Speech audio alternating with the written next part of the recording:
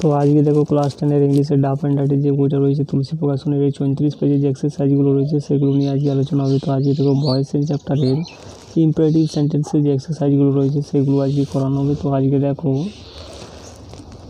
Change the following sentences from active to passive voice, অর্থাৎ active থেকে passive voice এগুলোকে রূপান্তর করতে বলা হচ্ছে। তো 1 নম্বরে দেখো প্লিজ হেল্প মি, তো প্লিজ থাকলে এইভাবে স্টার্ট করবে, you are requested to help me. এরপরে দ্বিতীয় নাম্বার দেখো কাইন্ডলি কিপ ইউর ভ্যালুয়েবলস, তো এটা হবে এইভাবে, you are requested to keep your ভ্যালুয়েবলস।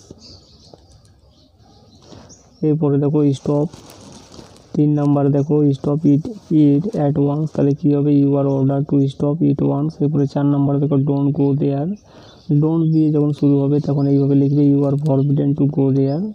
5 number দেখো সলভ দ্য রিডল, তাহলে কী হবে, এখানে অবজেক্ট রয়েছে দ্য রিডল, তাহলে কী হবে, let the riddle be solve. এরপরে 6 নাম্বার দেখো do not run in the sun, তাহলে কী হবে, you are forbidden to run in the sun. Do not বা ডোন্ট দিয়ে শুরু হলে ইউ আর ফরবিডেন দিয়ে শুরু করবে। এরপর 7 নাম্বার দেখো মুভিং ইনটু দ্য সান, তাহলে কী হবে, let him be moved into the sun. এরপরে 8 নাম্বার দেখো ক্যারি আউট দ্য অর্ডার, তাহলে কী হবে, let the order be carried out. এরপরে দেখো 9 নাম্বার দেখো প্লিজ দিয়ে স্টার্ট আছে, তাহলে কী হবে, you are requested to give him something to eat. এরপরে 10 নাম্বার দেখো অলওয়েজ রিমেম্বার দিস, তাহলে কী হবে, you are advise to remember this always. 11 number দেখো প্লিজ দিয়ে স্টার্ট হলে এইভাবে শুরু করবে, you are requested to clean up your room. এরপরে 12 নাম্বার দেখো স্ট্যান্ড বিহাইন্ড মি, তাহলে কী হবে, এখানে অর্ডার করা হচ্ছে, তাহলে কি you are order to stand behind me. এরপরে 13 নাম্বার দেখো don't waste time in idleness, তাহলে কী হবে, you are advise not to এর আগে নটটা লিখবে, not to waste time in idleness.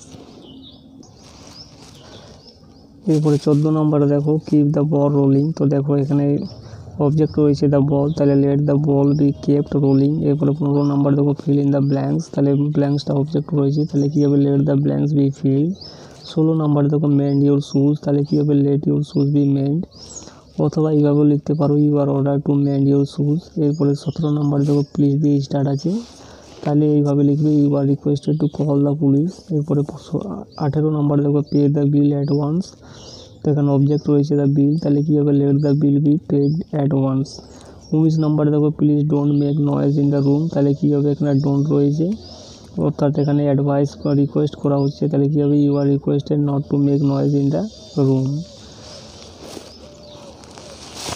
এরপরে 20 নম্বর দেখো give up your bad habit, তো এখানে দেখো এখানে অ্যাডভাইস করা হচ্ছে, তাহলে কী হবে, you are advise to give up your bad habits, অথবা এইভাবে লিখতে পারো, let your bad habits be given up.